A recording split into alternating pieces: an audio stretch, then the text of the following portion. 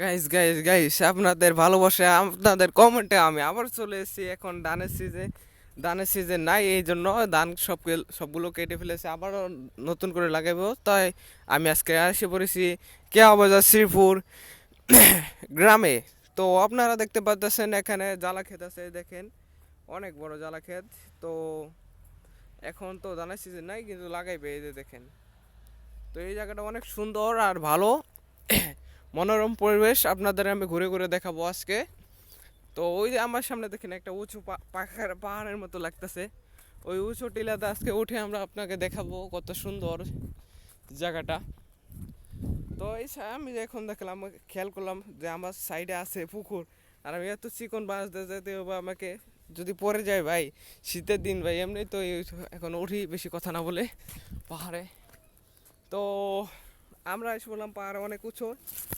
তো দেখতেই পারতেছেন এই জায়গাটা, ওই যে দেখেন এটা মাটি অনেক ফাটা, অনেক উঁচু থেকে দেখাতে আপনারা চারোদিকে খালি বাসে যায় আর বাসে যায়।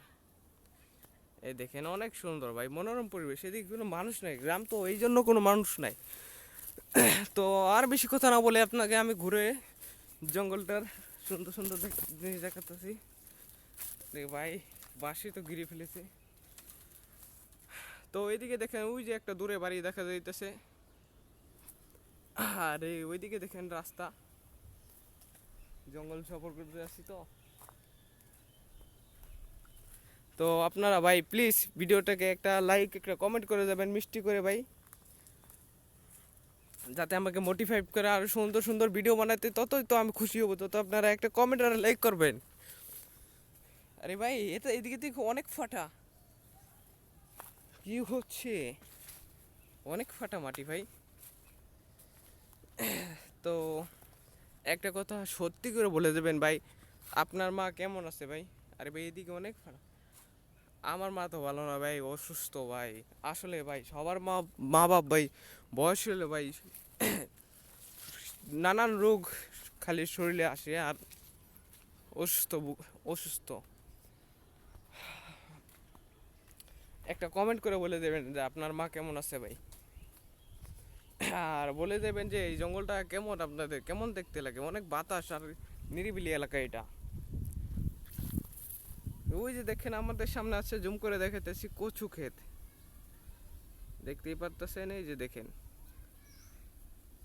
আরো জুম করে দেখাবো, এই দেখেন।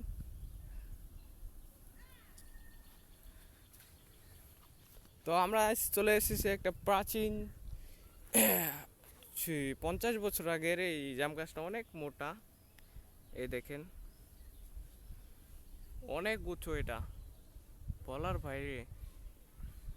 এই গাছটা এই গাছটা কেওয়া বাজার, এই সম্ভবত এই গ্রামটা আমি এসেছি, তো কেওয়া বাজার বাইরে এসেছি।